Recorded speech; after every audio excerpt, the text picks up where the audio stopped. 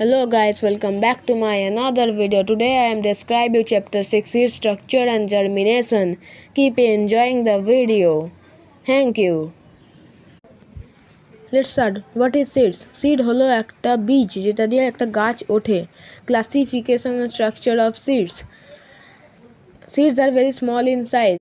এবার আমরা পড়ব দুটো structures of seed, monocotyledon seeds আর ডাইকোকটিলডন সিডস। এদের মধ্যে আছে গ্রাম, পিন, মেজ, গ্লাসেস। এখানে আমরা পড়ব জার্মিনেশন। জার্মিনেশন হলো এমন একটা জিনিস যেটা একটা বীজকে পরিণত হতে সাহায্য করে একটা গাছে।